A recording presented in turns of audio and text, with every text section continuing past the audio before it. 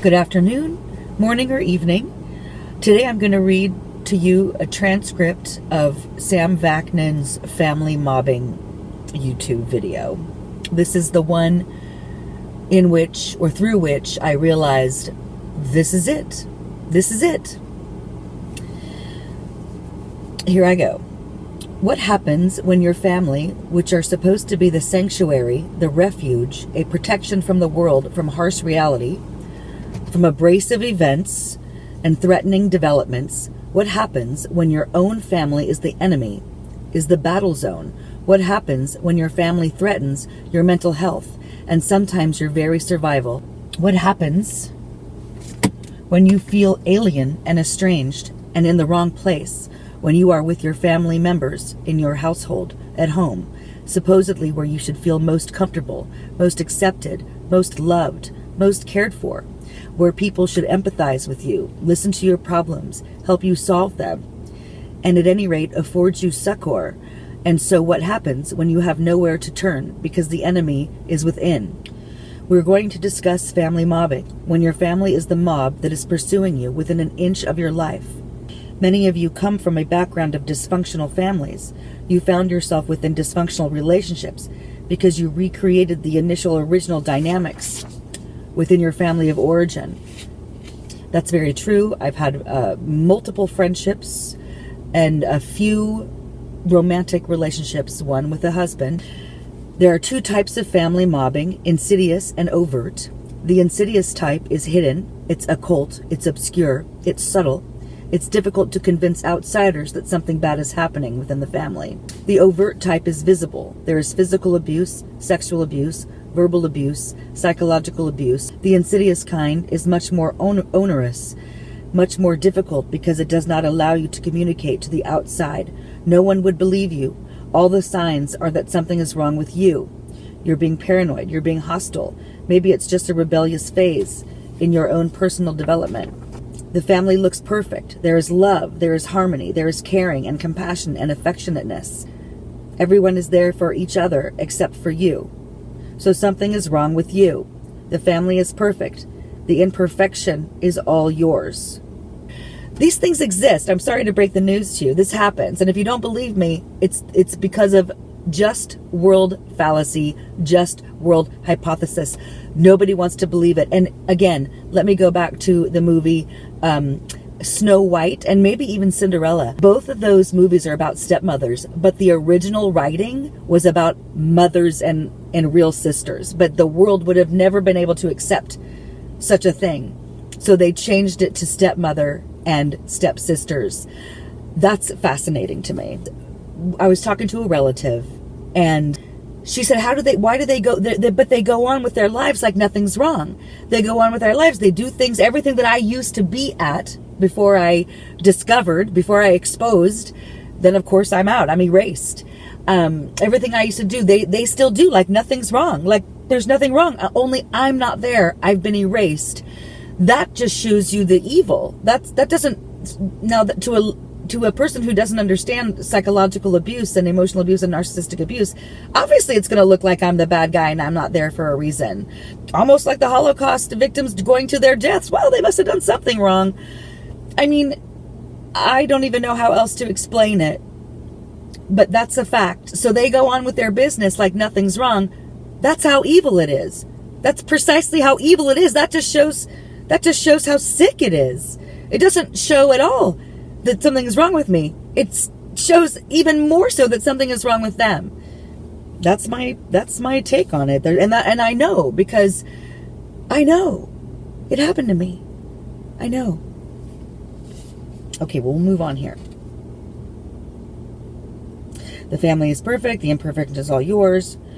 We know that narcissistic families who incorporate narcissists, the narcissist could be parental figures, narcissistic mother, narcissistic father. The narcissist could be siblings, your sister, your brother.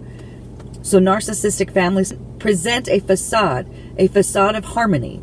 Narcissistic families are much more concerned with appearances rather than substance, and this facade of harmony is known in clinical terms as pseudo-mutuality.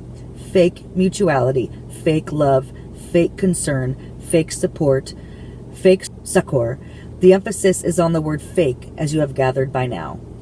I'm going to stop there. That's 5 minutes into the transcript. So that's just what I was describing. They go on like there's nothing wrong. I mean, I don't even know how to describe this to you. In my family, I just want to emphasize, imagine growing up in a family like this. You don't even really, something is wrong. Like, you don't feel right. You obviously don't feel right if you're being abused. You don't know what it is, but you definitely don't feel right because you're living in a pseudo mutuality. Everybody goes on like everything's fine, but in actuality, it is completely sick and backwards. As I like to say, I live in a Dr. Seuss book of opposites, and I lived in one growing up. Hello again.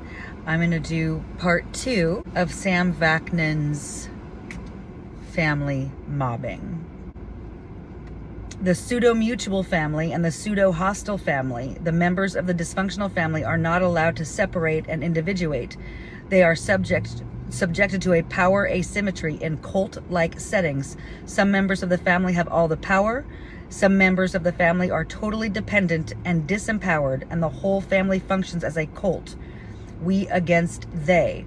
This, the external world, the outside world, is hostile. That's my family. I had absolutely no power, and the power was held by 2 people, my mother and my sister, who was older than me. If I had been born first, the world would be very different for even her. She may not be filled with shame or whatever it is that drives her narcissism, which I think is shame and just complete fear. These people they are completely shameful and full of fear and envy. Now, if I had been born first, that would have never happened. Everything should remain within the family. All the processes are internalized. Nothing is ever externalized, not even aggression. Aggression within the family is simply redirected at one of its members. That's me. Also known as the family scapegoat. The family homeostasis, the balance of the precarious balance that keeps the family together, the glue that holds the members of the family within the same unit, is threatened by honesty. When one of the members is honest, one of the members of the family is honest, the king is naked. This threatens the balance of this kind of family, and the family demands compliance. The family demands submission. The family demands conformity. The family demands silence, and any dissent, any criticism, any disagreement, any suggestion undermines the family's unspoken homeostasis and equilibrium. Such utterances, such an attitude of dissent and disagreement threatens the family.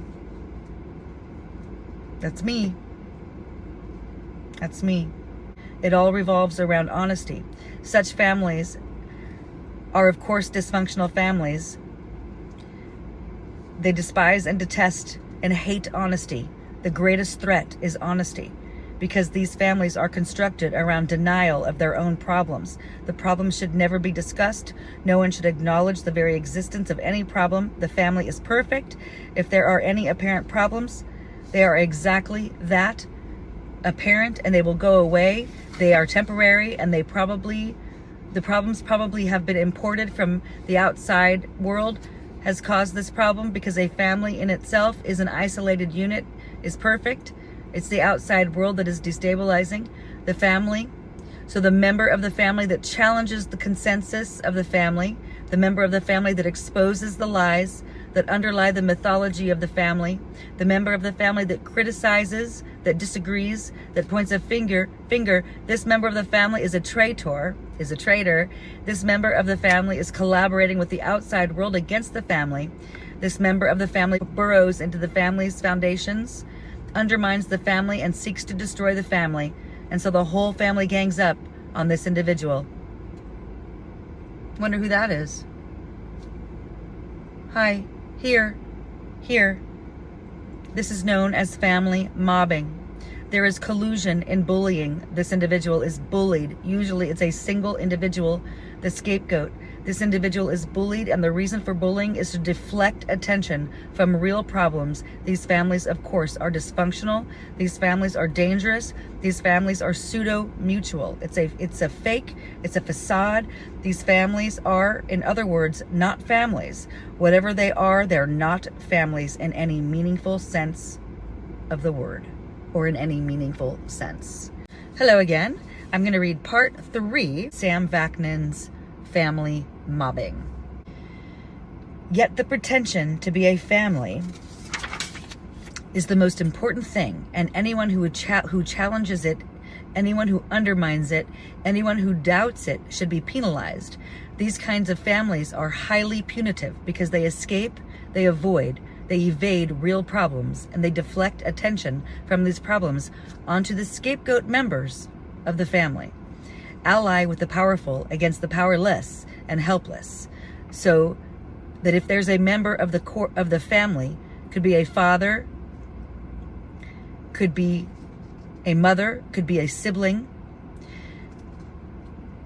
naturally psychopathic, naturally bullies, naturally antagonistic, naturally intimidating, naturally narcissistic, this kind of person is going to create alliances and coalitions within the family because people gravitate towards power. Bullying is perceived as power. It's a misperception.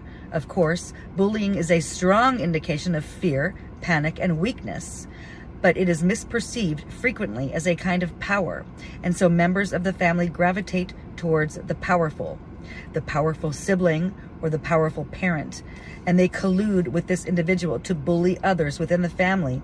The scapegoat role, the role of the scapegoat within the family is integrally a part of the cult-like settings these families operate, exactly the way cults do. There is brainwashing, there is coercion, there are threats, intimidation, there is guilt tripping, there is shame. Rebecca Mandeville calls it the family scapegoating abuse, or FSA. Behaviors common in these families involve bullying, harassment, control, coercion, intimidation, including atmospheric and ambient intimidation, unspoken, not spelled out, and yet very present. Gaslighting, the reality, the perception of reality, the gauging of reality of the scapegoat is challenged. The scapegoat is made to believe that something is wrong with them. They're misperceiving reality. They're misreading it somehow, and there's a lot of defamation and smears. For example, members of the nuclear family would defame and slander and lie about the scapegoat to members of the extended family, aunts, uncles, grandfathers, grandmothers. Within such families, there are monopolies of truth. In other words, truth is decided by a select group or an individual within the hostile family, and only that individual has a monopoly of the truth. Whatever this individual says must be. So there's no arguing, there's no challenging, there's no debating, there's no discourse, there's no communication. A single individual dictates what is true and what is not, what is right and just and what is wrong and unjust. This individual is the bully. The bully in such families maintains the monopoly on truth. When the bully in such a family presents a version of events, it is accepted immediately. And when the scapegoat challenges this version, the scapegoat is penalized. There is slander, there is gossip, there is Machiavellian control instruments, there is shaming, there is guilt tripping. It's all about manipulative Machiavellian control.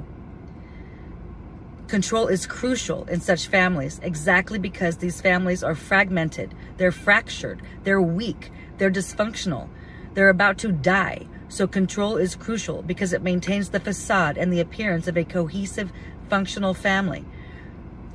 There's a need to control everything. There's a need to control information. There's a need to control emotions. There's a need to control behaviors. There's a need to control the hierarchy. Who is on top? Who is in the bottom? And there's a need to control the roles. Each one has a role. The scapegoat has the role of the scapegoat. The golden child has the role of the golden child. And the mother plays the role. She's not a mother. The father acts as the father. It's all a theater production. It's all fake. There's no family. There is only pretension of a family. There's a movie of a family, but there's no family and no family dynamics. Family dynamics have been replaced with power play in mind games. One of the main instruments the family uses against the scapegoat is invisibility, rendering the scapegoat invisible, ignoring the scapegoat in a systematic way, neglecting the scapegoat as a policy, betraying the scapegoat, and then claiming that it's not true. There has been no betrayal. This is known as betrayal blindness, rejecting the scapegoat, ostracism, socially, emotionally, and otherwise not providing the scapegoat with any share of the resources of the family. So the golden child gets everything, including the inheritance, including my children, including my family, including any support that should be mine. She takes. I think that's minute 17. So tomorrow I will keep going with minute 17. Whew, that is heavy. That is heavy. And it is so true. It is literally what happened to me. And I'm not alone.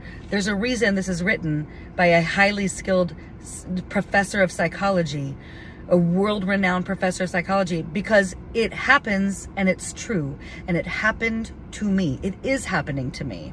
Good morning, afternoon, or evening. Today I'm going to read to you part 4 of Sam Vaknin's Family Mobbing from YouTube. And I'm going to start at the 17. Oh, it's the last one. Okay. I ended with the golden child gets everything and the scapegoat gets nothing. It is as if the scapegoat is not alive. This is deep. This is heavy. Now, remember, my mother wrote in her will to treat me as if I was already dead. I don't know the exact verbiage, like as if she predeceased me. So this is not just a concept. It's almost literal. It is as if the scapegoat is not alive. It's a denial of the very existence and visibility of the scapegoat. It's a pretension that the scapegoat is no longer with the family. The core issue in such families is what I call the repression ethos. The repression ethos is you should never discuss some things. You should never discuss the family's dynamics. You should never discuss the family's power structure. You should never discuss justice in such a family. You should never discuss your emotions. Emotions are delegitimized. I call it delegitimized effect. No emotions, please. We are not a family. Everything is repressed. You cannot and you are not allowed to express your experience of trauma and abuse. You're not allowed to verbalize the breach of trust that has affected you so profoundly. The negative emotions you're not allowed to suggest.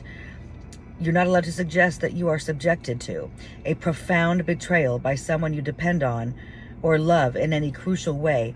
And this denial, this repression, led to dissociation and to a host of long-term mental health disorders and attachment problems, an insecure attachment style, a fear of intimacy, a rejection of love, and the inability to maintain properly functioning relationships. The scapegoat recreates the original hostile family of origin in all future relationships in one way or another. Just 100%, 100%. Many manifestations of the damage done to members of families, which are essentially hateful families, founded on negative emotions such as anger, envy. So we have negative effect families and positive effect families. Their family is founded on love, and their family is founded on hate and envy and rejection and anger. And if you came out of a family that had nothing to offer you but negative effects, negative emotions, that had nothing, there's no way to relate to you but except by rejecting you and casting you as the bad guy. Then the damage, regrettably, is for life. This is literally my story in my life. So many things I want to address. This is actually the last part. I'm surprised. I thought it was longer. So as you can plainly see, I am completely alone in the world. Completely and utterly alone.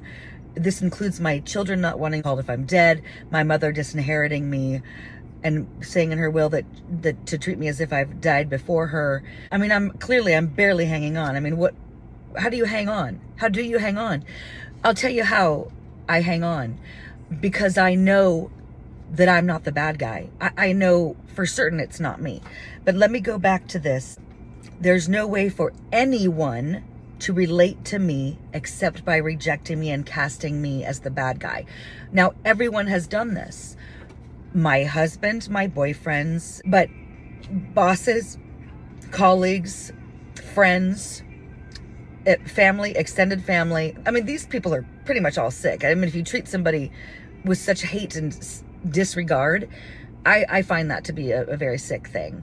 So, but anyway, so there's no place for me in the world. Like, I think what the idea is if your own family, your own children, your own mother, your own nuclear close family, and then your own extended family, who's going to not reject you? If they're going to reject you, who isn't? And it's so much, it's complex. You know, the reasons why, we either get caught up with people that are abusive, or a lot of people are not innately or inherently good. And there's a few other reasons too. And I'm not going to go into it, but I just wanted to read that to you. That's the last part of Sam Vaknin's Family Mobbing. So I'm going to read the last sentence again. There's no way to relate to you but except by rejecting you and casting you as the bad guy. Then the damage, regrettably, is for life. I mean, that's dire. Like, is there hope? How do